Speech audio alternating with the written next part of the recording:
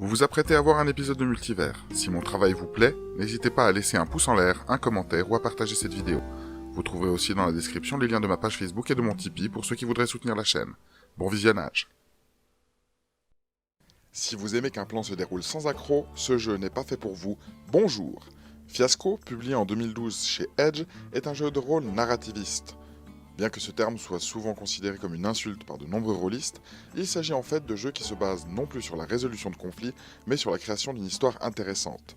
Fiasco n'a pas d'univers prédéfini, il est livré avec 4 cadres de jeu prêts à jouer et invite les joueurs à créer les leurs.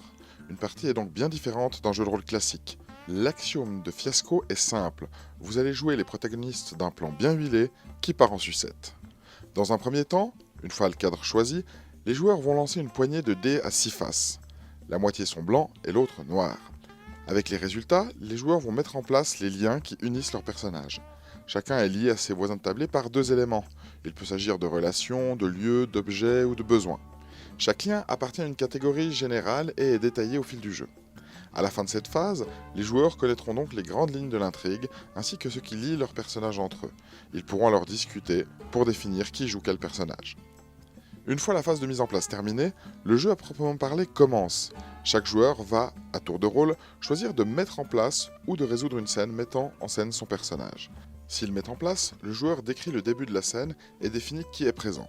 S'il décide de résoudre, ce sont les autres joueurs qui choisissent ces éléments, tout en gardant le personnage du joueur dont c'est le tour comme protagoniste principal. On joue ensuite la scène.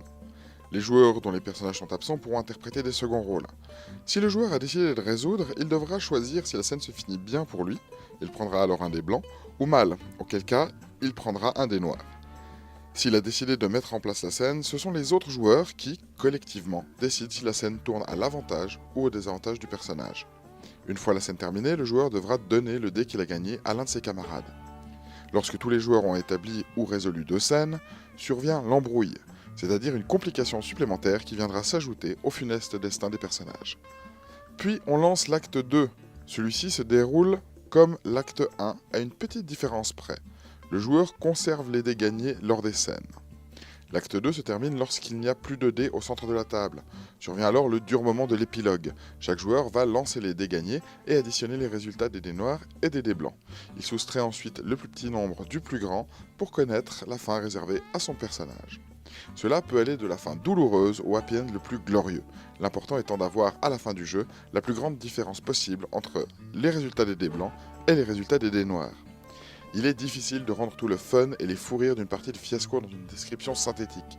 C'est pourquoi je vais me permettre ici de vous résumer brièvement ma dernière partie, dont le titre pourrait être « Cavale, chinois et tarte aux pommes ».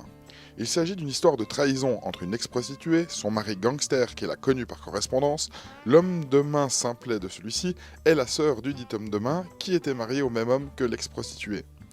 Le fil rouge de la partie était une tarte aux pommes qui apparut dans une scène d'annonce d'une vieille prophétie indienne, une prise d'otage dans une blanchisserie et la fuite du gangster de la prison locale. Mention spéciale à Joshua, l'homme de main, dont le dénouement était qu'il était heureux parce qu'en prison, il avait pu apprendre à faire des tartes aux pommes.